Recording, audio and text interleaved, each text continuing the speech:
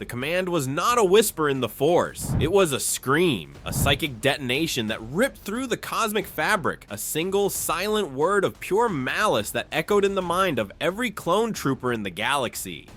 Execute. On 1,000 worlds the trigger was pulled, but the bullet did not always find its mark. The survival of the Jedi Order did not hinge on a single grand act of defiance. It was a cascade of small, uncoordinated miracles, a series of fractured, desperate actions that together created a critical mass of resistance against the darkness. It began with Captain Rex on Mandalore. As Ahsoka Tano prepared to depart with the captured Maul, Rex's hand flew to his helmet. A sharp, blinding pain lanced through his skull.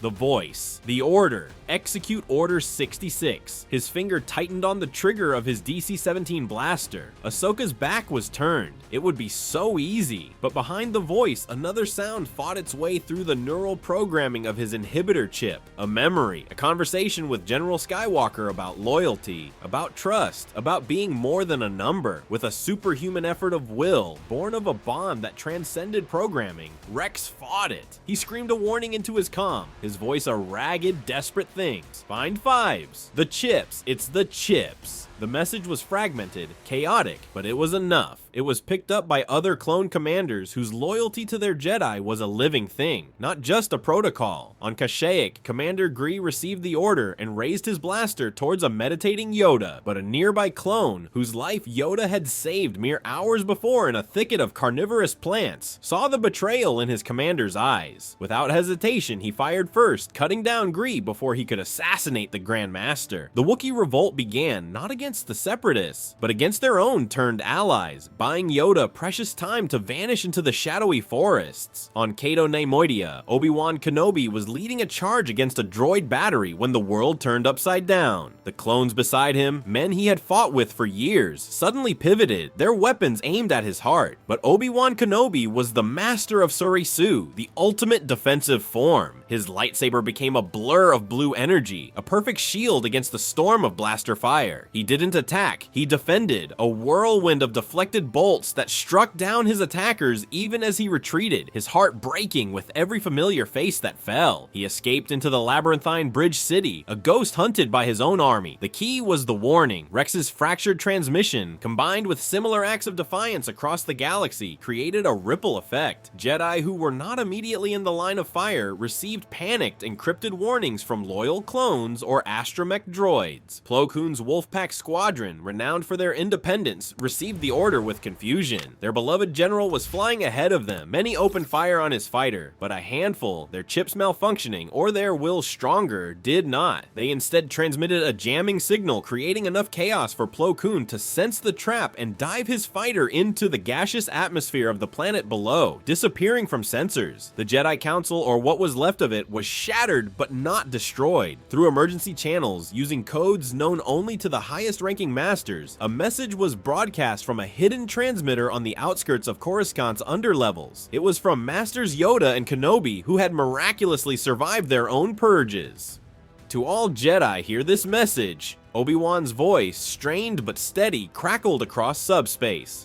The Republic has fallen. A Sith Lord now commands the clone army. You are being hunted. Do not return to the temple. Do not trust the military. Go to ground. Survive. Preserve the light. We will contact you again. May the Force be with you. It was not a call to arms. It was a call to survival. The Jedi Order went from being the galaxy's guardians to its most wanted fugitives overnight. The immediate aftermath was a galaxy in a state of confused, asymmetric civil war. Emperor Palpatine declared the Jedi traitors, and the new galactic empire began a systematic, brutal purge. But they were not hunting a scattered, broken remnant. They were hunting a wounded but still deadly organism that had been pushed into its most natural state, that of the Jedi Shadows. These were not the generals of the Clone Wars. These were survivors. They broke into small cells, often led by a knight or master and protected by loyal clones who had had their inhibitor chips removed or had resisted the order. They hid in the forgotten places, the ghost towns of Dantooine, the acid rains of Umbara, the deep space smugglers' haunts like the smuggler's moon, Nar Shaddaa. Their war changed. There were no grand fleet battles. It was a war of intelligence, of sabotage, of whispers. Force. A Jedi healer might run a clinic in the lower levels of Coruscant, secretly passing information to a cell of Jedi Sentinels. A Jedi Guardian, instead of leading troops, would now protect a single shipment of food for a refugee camp from Imperial looters. The heart of this new resistance was not a military base, but a library. A group of Jedi archivists, led by Jocasta Nu, had foreseen the potential for catastrophic knowledge loss. In the final chaotic hours of the Temple's fall, they didn't just flee, they stole. They downloaded the entirety of the Jedi archives, holocrons, sacred texts, historical records, onto a series of portable data crystals. This Jedi core became the most prized possession of the survivors, a digital lifeline that was moved from cell to cell, allowing the Order to continue its teachings in secret, to remember who they were. The survival of the Jedi forced Palpatine to change his strategy. The construction of the Death Star was accelerated, but its purpose was subtly altered. It was no longer just a tool to terrorize rebellious worlds. It was the ultimate Jedi hunting weapon. The ability to destroy an entire planet was the only guaranteed way to eliminate a hidden Jedi enclave. But the Jedi survival also gave hope to others. The birth of the Rebel Alliance was different. It was not founded solely by politicians like Bail Organa and Mon Mothma. It was a coalition forged in fire between those political idealists and the military might of the surviving Jedi and their loyalist clones. The Jedi became the Alliance's special forces, its guardians, and its moral compass. The symbol of the Alliance wasn't just a starbird. For many, it was the faint glow of a lightsaber in the darkness.